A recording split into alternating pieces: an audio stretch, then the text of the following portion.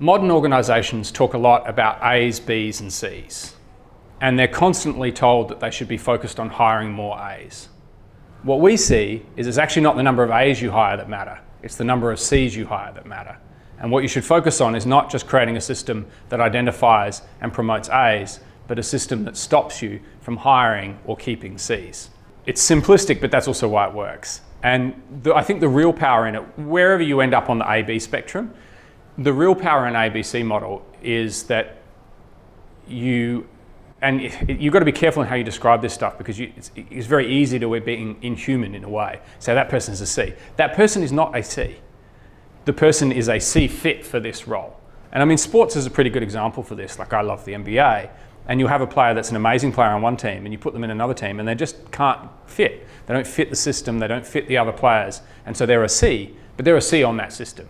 Now, there are some players who are so good they'll be good in most systems, but for the bulk of us, we need a system that will actually suit our strengths and weaknesses.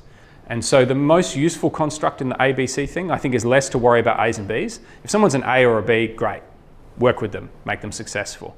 The thing is, you do have to sit down and force yourself. If this person is a C, A, you shouldn't be hiring them in the first place. And even if you are hiring them, or sorry, if you already have them in the organisation, then you actually have to do something about that.